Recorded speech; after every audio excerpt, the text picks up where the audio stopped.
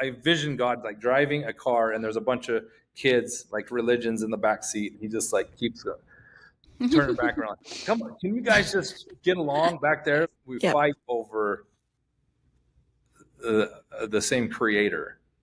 It's silly. Mm-hmm. Like look at the power that you could have and the beautiful things that you could create if you work together and connected. Welcome back to That's Church. I'm Emily Call, here with my sister, Ashley Sanders. And this is part 2 of our powerful conversation with Casey McFarland from Pioneering Paradox. In this episode, we dive into Casey's interfaith journey, what he learned from attending over 50 churches with his wife and kids, and how practicing curiosity and spiritual humility can deepen our faith and expand our love for others. We also reflect on the idea of a God who doesn't play favorites, and how being the most interested person in the room can change the way we approach people of all faiths. Casey shares insights from exploring sacred texts like the Bhagavad Gita and the Qur'an, and how they've helped him see truth and divinity beyond traditional boundaries. And yes, he's still leading amazing tours in Italy with his wife and planning a Superstition Tour with Patrick Mason. Don't miss this one. Let's go. What drew you to be more interested in other religions? This is kind of funny. I grew up in a very curious home. My dad and mom were very faithful Latter-day Saints and also very unorthodox in some ways. My dad was a studier. He taught biology, history, drama, music. He did all these different top science, math, everything, and an alternative school. And so he was constantly learning. And he was constantly taking us places that were like to shake us out of just to kind of like, we traveled a lot, and we would go places where he would throw us into situations where he knew we were going to be uncomfortable. That was very much a part of my upbringing, and I have a lot of stories there. But also at the same time, he had a deep love for the mission. He served a mission in Denmark, so he took us to Scandinavia for a month when I was 14. And he was kind of like, we would go hopping different graves and stuff to find ancestors and things. And he just was constantly interested in this. And I don't know what happened, but I think I have the church to thank also for just kind of putting a spark spiritually into me as well. I didn't have any kind of spark really when I was a kid, except for Bob Marley. And, yes. Bob Marley, when I was 12, I used to plug in my headphones and go to church and listen to Bob Marley. It's very spiritual music, you know. That's awesome. Amazing. And I just am very curious. And my wife is too. When we were dating, we would go, this is terrible to say on the air, but we would go, when we were down at Snow College, we would go and spy on polygamists. We were fascinated with alternative. Like we would get on a 4-wheeler and we're like, oh, there's a family right there. We go peek. I shouldn't. You're the reason why they're afraid of the world. That's hilarious. I'm just kidding. We can cut that. And so, but my wife and I got very intrigued. Everywhere we'd go, we're drawn to the holy sites. Jerusalem's probably my favorite place I've ever been. I just like the tension and all that stuff. I'm just so fascinated by it. But you asked, earlier we were talking, or you sent some questionnaires, and one of the things, like, we take people on tours to Italy, and I always tell people, like, just be a Catholic for the next 10 days. Like, let's just like leave. Like, if you want to go to church or something, come earlier. Yeah. And go to the Latter-day Saint church somewhere. But we're going to Mass. We're going to learn about another culture, not bring our culture to them. And that is, to me, so much more important. Like, that we get to go to church every week. You know, you get to experience your own culture. But how often do you get to go another place and like learn about the world? 2/3 of the world wakes up every morning with some religious belief system. And you're like, if you don't understand religion and have a curiosity for religion, I don't think you can understand humans. And I think that's a big start in understanding humanity to a certain degree, is diving into belief systems. And it just so happens to be that when you travel, a lot of these places are free. And they're some of the most interesting places to go to. So we've been to probably, I think, this isn't just out abroad, but we took our kids in the middle of the faith issue, and we're like going, oh my gosh, we don't know what to do with our faith right now. I'm like, I don't want to just abandon Sunday altogether. So we took a sabbatical for a couple of years and just went to like 50 different churches everywhere, and with the kids. And we were able to say, look, see how they do dumb things too? See how they do amazing things too? Like you start to kind of go, I remember my son was like 10. He's like felt guilty going to another church. And we're like, but after a couple times, he just like, I have a holy envy for coffee hour. And you go into coffee and just sitting there talking with people. They're like, these are just people. Yeah. You know? They're just, I mean, we're sharing, we have more in common than we don't, you know? And anyway, it's a long answer. I just remembered too, that's awesome. I just remembered that the friends that I went with to New York on my senior trip are no longer members of the church. Now And they they would were go. so worried about going into this Catholic church. That never had dawned on me before. You and your wife both have that passion, because I think it can be a little trickier when it's just one. For sure. You know, one of the spouses. Yes, so for sure. That is, and your children are having, I can't imagine the beautiful tapestry you guys have created for your children, as far as them knowing that they can ask you questions and also that they can compare those beliefs. I think that that's such a beautiful thing. Even, you know, even if they leave the church or stay, for them to know why people do what they do and why all religions are important, that's huge. Like that is huge, because there are, I'm sure, still a large handful of members who think it's a sin to even look at other churches, or even worse, they feel bad for them. There's so much pity there. Like, oh, if only they had truth. Well, they do. and maybe it's not truth to you, but it's truth to them, and that should be honored. Mm-hmm. And for, the verdict is still out. Maybe we just confused them really bad, or maybe did them a huge favor. I don't know. But I look at, like, in our own tradition, you look at the Quorum of the 12 and the First Presidency, they're meeting with other religions constantly. Mm-hmm. I don't know why this hasn't trickled down. When we had the tsunami happen in Indonesia like a while back, we donated like thousands of Qur'ans to the people there. We have actually built into our theology a very open ability there. There's a permission slip to be able to do far more than we're doing. And the permission slip is coming straight from the top down. And that's why I'm like going, why are we like, if I could, I would pick up my entire congregation once a year, take them over to the Baptist, take them to the Episcopalian, take them to a Holy Roller church, whatever. Like, we had a neighbor that lives right behind me over here. We took the kids to the Lutheran church one day. I didn't know he was Lutheran. His wife was a Latter-day Saint, and she was always apologizing. Sorry, he's not a member. We're like, it's okay. Anyway, we go to church, and I'm like, look who's sitting right in front of us is our backdoor neighbor. It was like an instant bond. Instant. Wow. Like, well, he turned around. He's like, why? He's like, I can't even tell you how much this means to me that you guys are here. And our other neighbors was Presbyterian. Was like, hey, we want to come to your church. We want to come and visit with you guys. And they were waiting for us outside of their church. And she literally ran to us in the parking lot and just embraced us. Like, I can't tell you how much this means to us, because we spend so much time like trying to make these people Mormon that we literally, I would love, one thing I would love to have happen, does never happen, is like, let's do an experiment for the next 5 years. Let's not do any missionary work, and let's just appreciate people for who they are.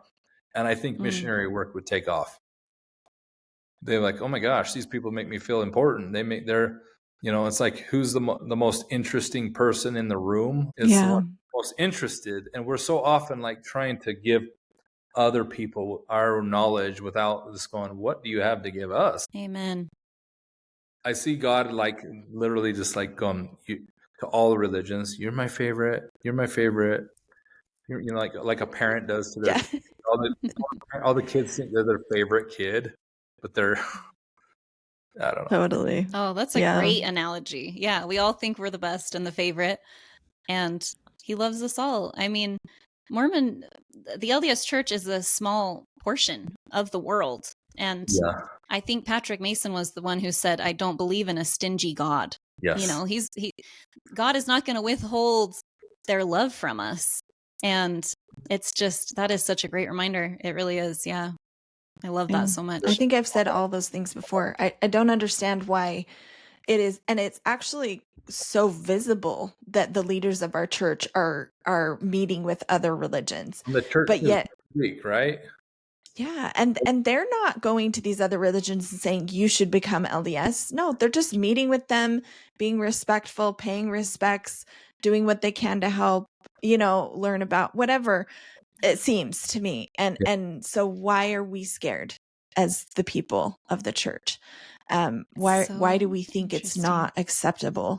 I think one of our articles of faith talks about, what is it? Now I can't think of it. Yeah, I know it crossed my mind too, and I can't think of it off the top of my head. Anyway, yeah, that we want all truth and all, I don't know. Yeah. Anyway, but yeah, I don't know. I don't know why we're scared. And we send a kid, we don't expose them to anything. Then we send them on a mission. Yeah. And they were like, here, go, and like get exposed to everything all at once.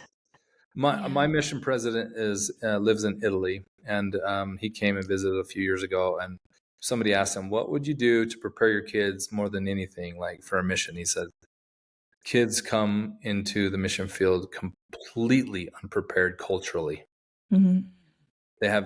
They do not know how to respect another culture, because there's been in this like bubble their whole life. And that's that's something my dad did very, very well for me, was just expose me to as much stuff as possible, like deliberately, and I think it was really an easy transition for me going on a mission.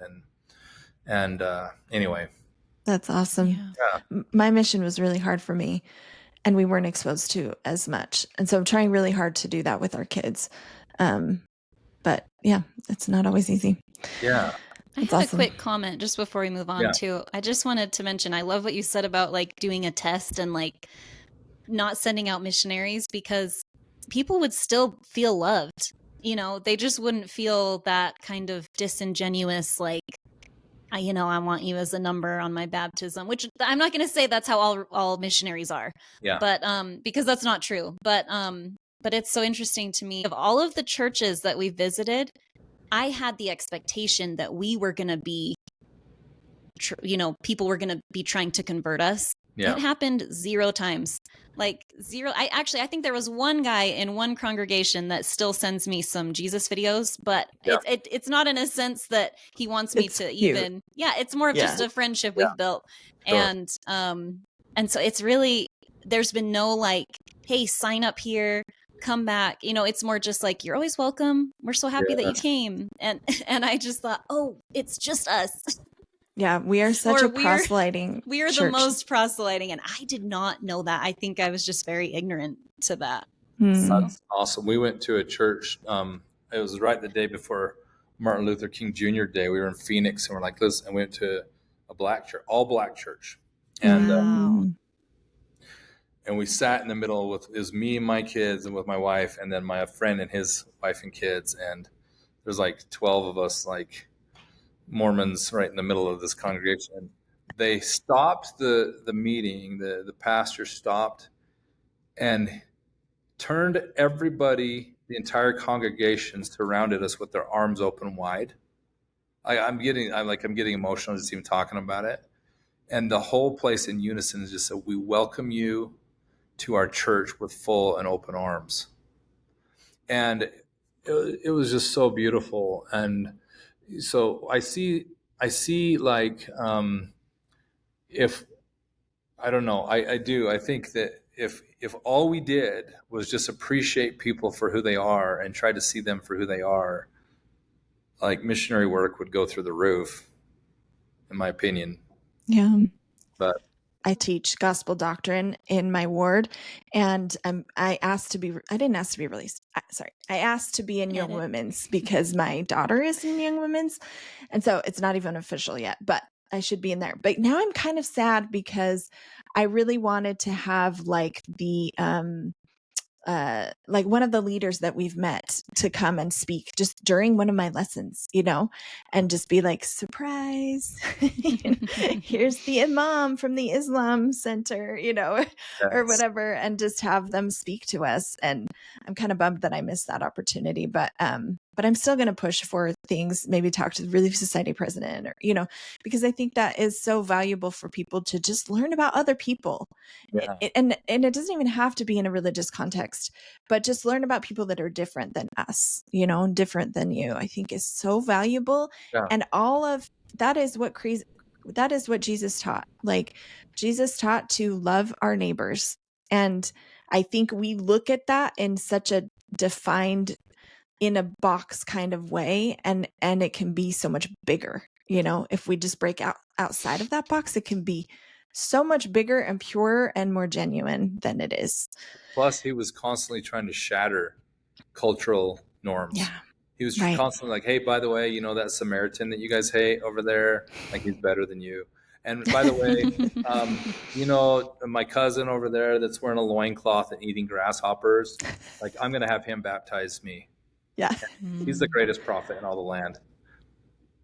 Like, Yeah. just constantly huge. shattering norms. And I Biases think and sorry. anyway, so I look at it and I go, oh my gosh, like, can you imagine the force for good that could happen if we all banded together instead of like put up walls? Yeah. Like, oh, I need to convince you of mine. We're going to have this battle instead of just going, actually 90% of the things we believe are the same. Maybe we're all wanting the same thing, to make the world better, to help people, all this stuff. Like, we are drastically underutilizing a tremendous amount of human capital when we're like trying to put up walls between religions.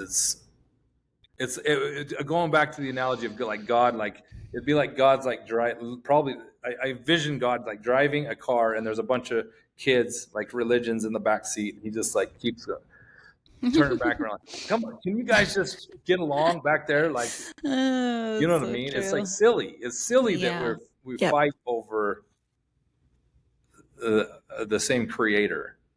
It's silly. Mm-hmm. Like, look at the power that you could have and the beautiful things that you could create if you work together and connected. You seem to know quite a bit about the Bhagavad Gita. I just say it the way I'm going to say it. You seem to know quite a bit about the Bhagavad Gita and the Qur'an. What insights do you have for us? Well, the Bhagavad Gita is actually really doesn't take long to read, so I recommend anybody read it. And it's similar to the Book of Mormon in that it's like it takes place in a battlefield. It's an analogy, it's a war analogy, and I'll tell you the big takeaway that I get. Besides, like, I read Gandhi's biography, and Gandhi he loved the Sermon on the Mount, but he considered the Bhagavad Gita to be like supreme, and I'm like, well, that makes me really curious. Also, Ralph Waldo Emerson and Henry David Thoreau, like, honestly, I think so many of their writings, Walden and all this stuff, is really a readaptation for Christians in Christian language, so much of the Bhagavad Gita. Like, I think they just took it and they repurposed the language so that we could understand it from a Western perspective. Mm-hmm. So just throwing that out there, because Emerson and Thoreau's writings are very, very profound. And we look at them, they're quoted in General Conference all the time. Mm-hmm. But I look at the Bhagavad Gita, and one of the biggest things that I take away from it is the notion that there's this battle going on, and Arjuna is one of the characters, and he's talking with Krishna, and he's deliberating so deeply that he's like getting caught up into the outcome. And one of the big takeaways for me is that it's kind of like the conversation they're having kind of ends up being like, why are you so worried about the outcome? So there's a very deep, and this scripture is really, really old, but there's a deep idea here to just put out the best you can and let the outcome take care of itself. And actually, this is kind of was very inspirational for me when it came to my own Instagram account, where I'm like going, I don't know, what are people going to think about this? The Bhagavad Gita was kind of my resource to go, I don't care. Like, I'm just going to put out what I feel in my heart and let the outcome take care of itself. I don't have control over that. So I see that as being a really strong point of the Bhagavad Gita, among many other things, because it goes into yoga as a spiritual practice. Yoga, Madonna is really kind of who introduced yoga to Oprah Winfrey, like in the 90s. Like that's like our starting point for yoga. Huh. But it becomes like a very physical thing in our thing. But yoga literally means to yoke. Religion and yoga mean almost the same thing. Yoga means to yoke yourself, to bind yourself to God or to your soul. And there's like a lot that goes on. The physical part of it is just one aspect of like getting yourself into a physical place to spiritually be prepared to yoke yourself to God. And so it goes into a lot of those concepts in the Bhagavad Gita. Like I say, when you buy a Bhagavad Gita, they're like this thick, and this much of it's commentary, and this much of it is the actual Bhagavad Gita. So wow. I bypass the commentary altogether and just go straight to the actual source. Well, that's good to know. I bought one and I tried to read it, and I was like, I don't know. Don't read the commentary. Just go right to the thing. Yeah, good to know. And then you can maybe afterwards start looking at some YouTube videos or something like that and kind of dig into it. That's my extent of the knowledge of the Bhagavad Gita. But I will tell you this. I have tried to repurpose the Book of Mormon the same way as I read the Bhagavad Gita. Rather than like going all, I try different hats on. For a while, I didn't go into our own scripture for a while. It was just too triggering for me. And then I kind of went through a period of time where I spent, you know what, I can go and view things. Like I've been a photographer for over 20 years. And I started trying to view my own tradition and my own scripture like I would go on site as a National Geographic photographer. Because that's how I view the Bhagavad Gita. That's how I view the Qur'an. I'm like curious. I'm like, I don't have any preconceived notion of what this is supposed to be. And again, the Book of Mormon, I think we're setting kids up for failure by telling them, this is the answers you're supposed to get out of it. This is what you're supposed, and somebody says something really beautiful. You don't listen to beautiful music and ask whether this is true or not. And that is what we've set kids up for. Like, oh, you need to read this so that it becomes a trophy of whether that's true, the church is true or not. Instead of, what is this thing? What is this? How is this thing moving me inside and trying to rid myself of ego and all these, and helping me love people more? And I had to retrain myself to think of the Bhagavad Gita and the Book of Mormon almost in the same vein that way, if that makes any sense.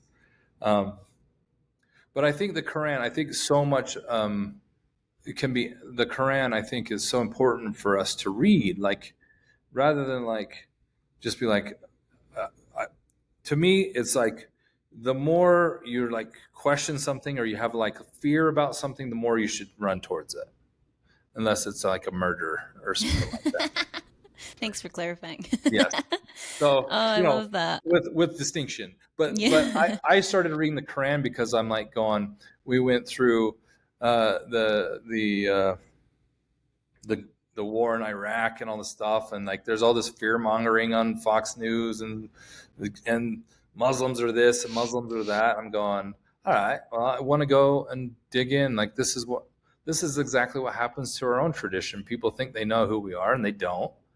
So the best thing to do is go to the source and find out, where does all this come from, Yeah. Anyway. I love your Buddhist approach to all of that too. The empty your cup. You're reminding me of all of these Buddhist parables that just make me so happy.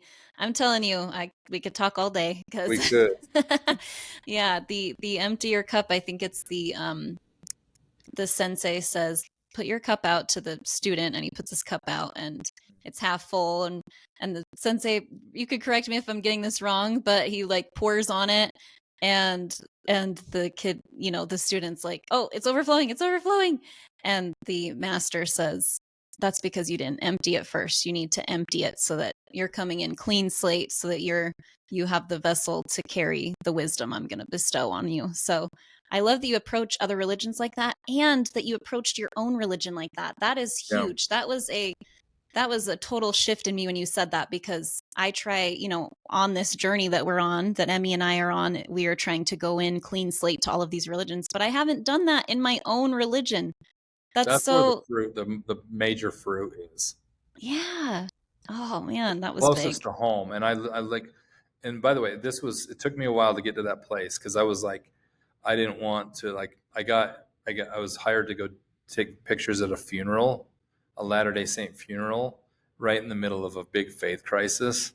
And I literally I just kind of prayed, and I went in with the meditation, just going, you know what? I'm going to try a different hat on. Because, and that's the thing.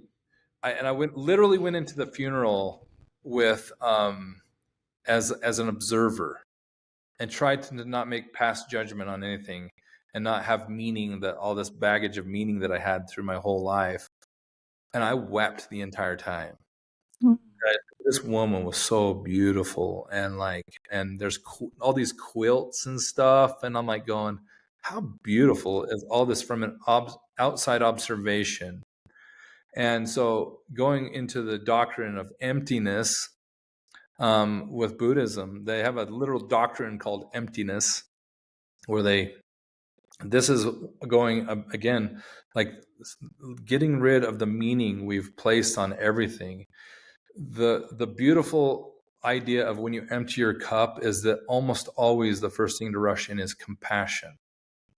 And so when you give something a different, like when you unlabel something and you wipe it clean of the meaning maybe you gave it, like, I would ask people just to experiment with this. Like, try a different hat on and say, this is how I've looked, and I'm angry at the church, or I'm angry at my mom or my dad or somebody, and start like the practice of like emptying your mind and going, I'm going to try to look at this from a different angle. And that's a very deep Buddhist concept, and anyway. I love that. We just talked about this on Sunday, and someone mentioned kind of asking their parents questions that they haven't asked before because they see them differently. And I thought, yeah, it's so important to zoom out, like zoom out of what we have, all these preconceived ideas that we have and these expectations that we have. Yeah. And to be able to look at it with fresh eyes, complete fresh eyes. It's so true. You mentioned at one point that it's so much harder to give grace to people that are within our own religion. We go to these other religious entities, and we're like, it's so beautiful, and we're able to just take it in and give them grace and be okay with who they are because they're totally different than us. But it's so much harder to give grace to the people that we know how they grew up. We know what they're supposed to be, or what the expectation for them is. And so it's so much harder to give grace to. But I think if we zoom out and we clean the slate and look at it differently, I think that is going to help so many of our listeners. Like you said, in reading the Book of Mormon with a totally new perspective. I love that. I've been reading the Qur'an, and it's beautiful. And there's pieces of it I really like, and pieces I'm like, okay. Yeah. And if I could do that with the Book of Mormon and not have such this heavy weight, that comes with it, that like, this is your salvation, and just zoom out and be like, this is an interesting book. How does it make me feel? How does that help me be a better person? How does that help me love deeper? How does that help me connect with God or Christ or Heavenly Mother or, whatever it is. I love that. I love that idea. I think that will help. Yeah. So many people that are struggling or not, just help us to get to that next level, the next level of our spirituality, wherever we're at, Yeah. Interestingly enough, the Book of Mormon was not intended to like be a trophy. And it's like we've purposed it to be like a signifier that the church is true. And you're like, that is actually in the very introduction, that's not actually what it's meant to do. Mm-hmm. So we're kind of in some ways taking it back, And there are scriptures that will be brought forth So who's to say those scriptures aren't the Qur'an or the Bhagavad Gita or, like there are scriptures, the Dead Sea Scrolls is, like something we're like, ooh, this is exciting and different. Oh, also Mary Magdalene and also, like all of these other apocryphy or whatever, like those are all scriptures we could learn from and we could gain insight and wisdom and knowledge. Anyway, we could go on. Yeah, we could. I forever. know our time's getting close, but I wanted to just say this. This is something that I don't recommend everybody do, but this is just my own story that maybe somebody can glean something from. After when I went into a faith crisis, I kept it silent to my wife for 8 years. And I was like, just afraid to talk to her about it. This is a large reason why I'm so adamant about like, opening these conversations and letting people feel safe, because it was a very lonely struggle. Wow. And so I went through a period of anger, all sorts of different stuff. And then my wife kind of went through her own thing. And it just was like, what do we do here? After a little while, when I started understanding shadow work and understanding that a lot of our triggers happen because of meaning we've placed around things, I actually decided that the best place for me, I know this is not for everybody, was to go back and sit in sacrament meeting. And I kind of in my own, I didn't tell anybody about this, but I'm going to go sit in here every week until I understand why I don't like these people. And it wasn't that I wasn't liking people, but it was behaviors of judgmental sayings of like, oh, those people are talking about LGBTQ people or whatever it was that was happening that was triggering me. I wanted to find out, and because the concept of the shadow was that this is probably something you don't like in yourself. And I'm like, yeah, the thing I didn't like and the reason I was triggering so bad is because I was like, I used to say those things. I used to do those things. I used to act that way sometimes. Understanding that, just little by little, I started to love those and embrace those parts of me where I just went, I'm judgmental. Like I am sometimes say stupid things. I am all of these people. And so if I'm hating them, then I'm hating myself. And the concept in Buddhism where you're kind of going, oh, we're, this oneness that we have, like there is a beautiful, in Hinduism, they have something called the Param Atman. The Atman is your soul. The Param Atman is like a connectiveness to all. It's like the Force in Star Wars or whatever. It's like the one group of people that I'm alienating myself from. And that actually is making me not one with everybody. That doesn't mean I have to go and and stay a part of them. But when I do that inner work to kind of like come back around to go, these people are just as good as the Buddhists or the Presbyterians or anything. They're just like any other group of people. And I can love them too and make them a part of my world as well. Then I have the capacity to be able to like let them into my space again and be a part of their space. And so we live in a very Latter-day Saint community. I did not want my kids growing up like being, oh, we don't talk to those people. My in-laws, my father-in-law's a patriarch. I'm like, I want my kids to be able to navigate their own faith while respecting the faith that we as part of our heritage at the same time. And that's a really difficult work, but a very fruitful one, I think. Yeah. Anyway. Wow. I love the reflection part of that. I think that is so important for people to remember. That is beautiful. And thank you so much for sharing that. Yeah. I'm full of so much wisdom. This is going to be an awesome podcast. It was more pain than wisdom, maybe. It's like pain drives you to kind of like to introspection and go, I have to figure out what's going on with myself. Yeah. Maybe that'll help somebody else if I can figure this out, because I went through a lot of years of depression and pain trying to figure out what is happening with this. That's a long time to sit in that alone. Yeah. That's really difficult. I don't suggest doing that ever. Mm-mm. And I'm glad you got through it and you were able to reach out to people and kind of be more honest with yourself and others as well. Yeah. One time I had an experience at church once that I remember I was sitting back like in the foyer or something, and there were people at the front. I think it was the choir. And I looked at them and I was like, ugh. And I preach love a lot. Like Yeah. I talk about love all the time everywhere I go. And I remember looking at the people and being so judgmental. Mm. Like I was just picking people out like, oh, she's this and he's that and da da da da. And I caught myself doing it just in my mind. And I was like, Emily, what is wrong with you? Why are you being so judgmental? And then I had a moment of like, okay, look at them like Jesus would look at them. And the way that we frame Jesus to be is completely unconditional, and he loves them no matter what. And so I looked at each individual person and I really envisioned loving them in that capacity. And I suddenly just started crying. And I was like, oh my gosh, they're all so beautiful. And they're all such great people. And how did I not see that? How did I not see these beautiful things that God can see in these people?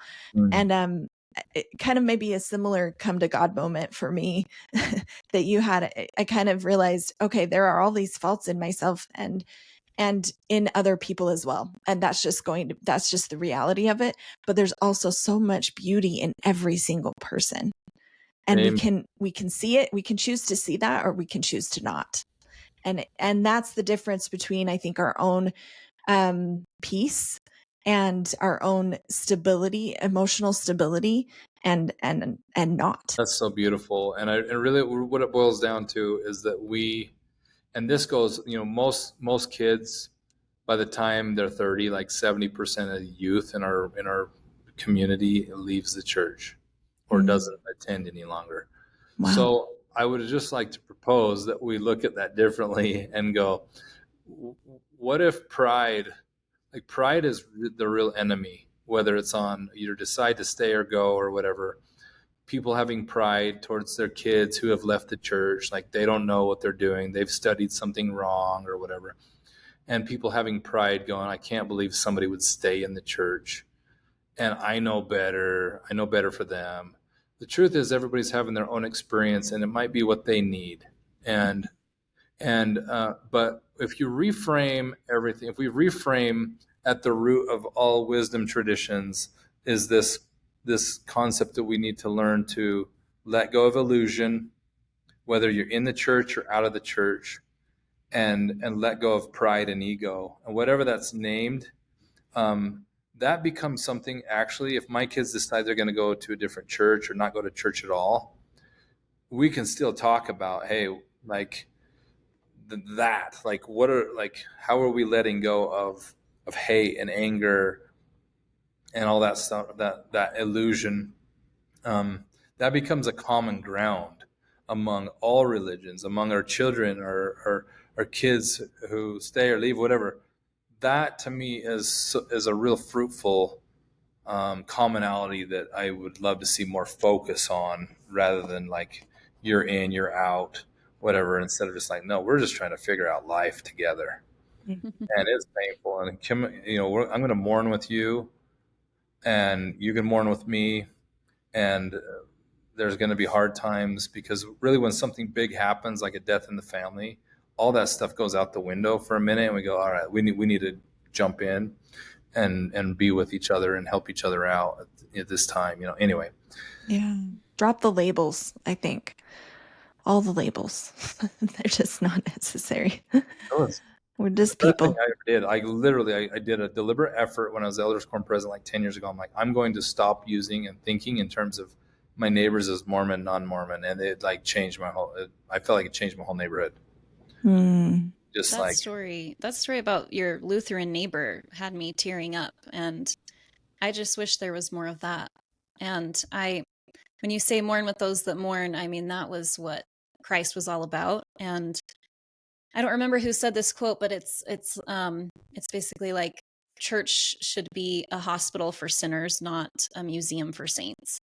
Like, we need to recognize that we're all healing. We're all dealing with real life things. And something that I noticed with other churches that we visited is people were more open to talking about their struggles. And it was so connecting. I mean, I felt bonded to complete strangers, somebody talking about financial struggles. I've never heard anyone in our church talk about having a financial struggle.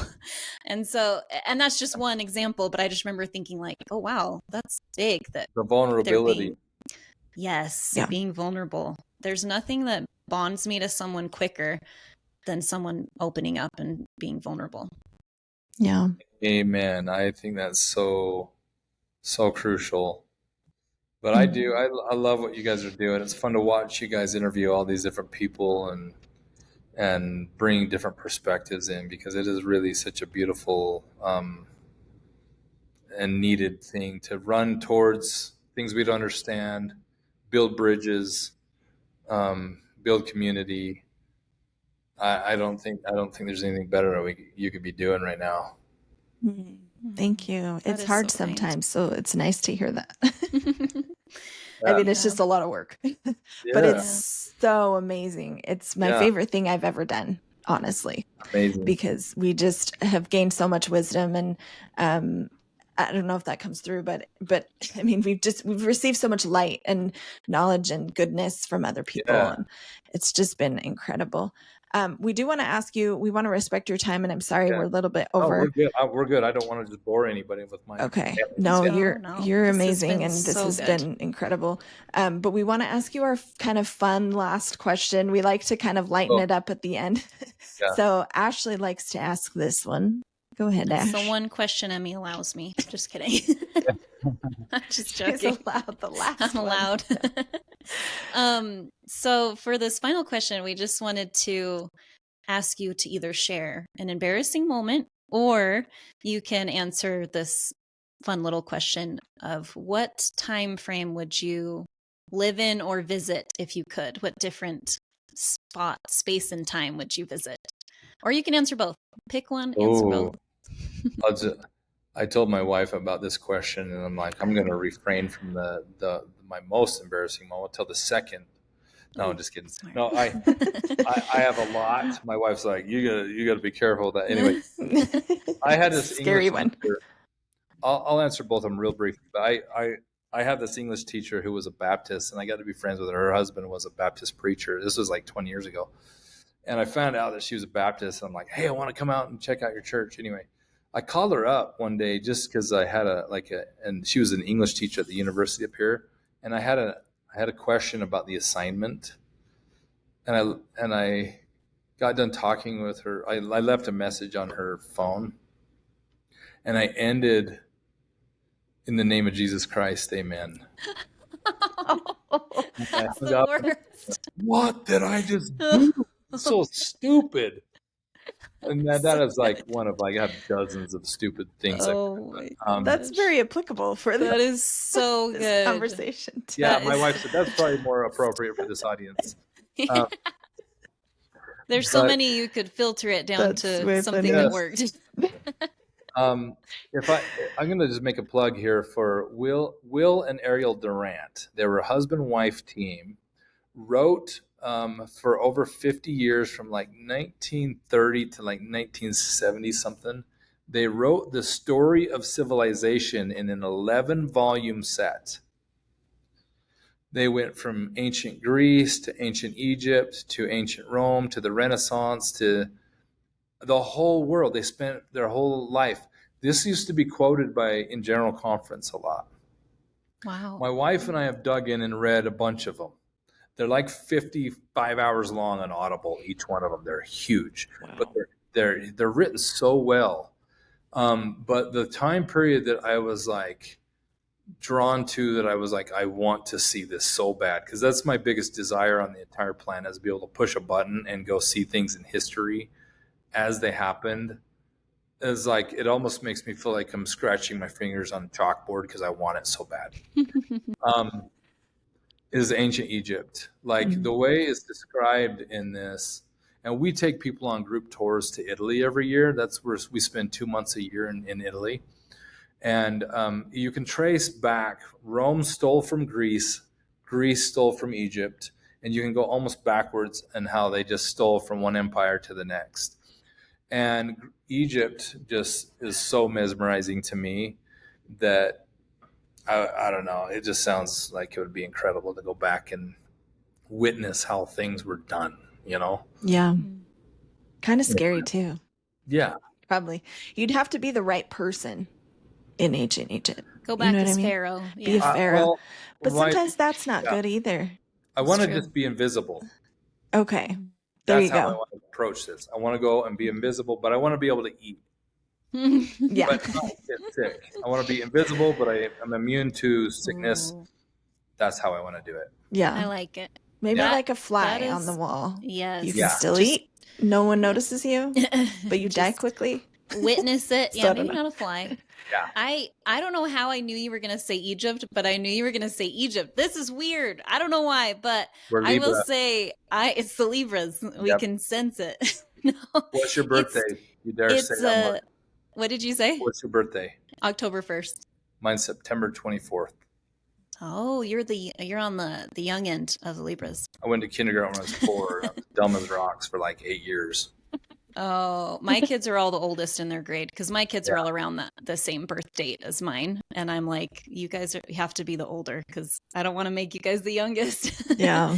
But yeah, I wanted to say my kids have been fascinated by Egypt recently, so we've been watching a bunch of So history cool. channel Egyptian stuff. I put it on for my kids thinking like Fascinating. I'll let them watch it, and I sit and watch it with them because I cannot look away. It is fascinating, and the fact that women were so honored there as well. Like Yeah. there's so many things that I'm the same. I'm like, oh my gosh, I want to know what it means and what the rituals mean. Yeah. And I've actually recently, I've thought I need to find. So I'm gonna look up that book you were talking about because I wanted Will to and learn Ariel more. Durant. The story is like 11 volumes. I found the whole volume set at the DI one day. Wow. Dude, what a find! Anyway. It's on That's Audible. cool. So, Okay, anyway. good to know. We'll Making have to a look note of into that. it. I'm sad we didn't get to hear more about your tours too. I just want to ask you, so you do tours in Italy 2 months out of the year. I'm super jealous. Do you always go to the same places, and is it religious focused, or is it just I mean, I don't know how you can be in Italy and not have some religion. Is it just historical? Is it building? What is it? People get religious. Like, okay, so I served a mission in Italy. That's why I speak the language, but we have lived there quite a bit since and been there quite a bit since. And so we built a tour out. We have one, Tuscany and Rome, that whole Umbria, that whole area. We have a villa that we take people to.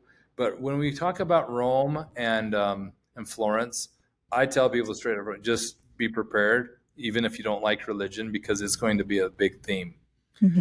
But I really try to tie it back to. I had one guest where we went to to Florence, and I try to tie the Renaissance back to the friction that is happening. I don't see it any different than what's happening today. The internet age and the Renaissance are so similar.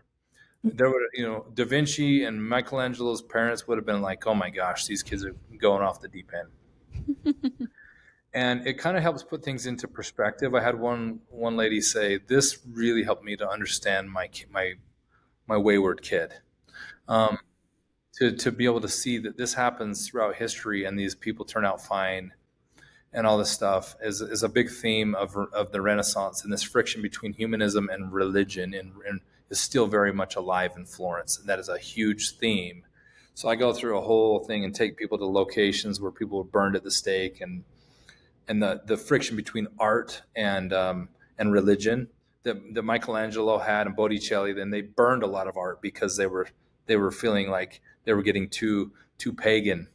There's all sorts of there's a lot of paradox there that really was the elements of the recipe for a beautiful flowering of art and creativity. So I love that friction. Rome, we get deep into the beginnings of Catholicism and the transfer of power between the Roman Empire to the Catholic Church, and almost the shift from emperor to pope. Like there's so much going on there in the early years that is wildly fascinating. And I'll tell you that right now, I probably told you that I'm going to the Living School right now.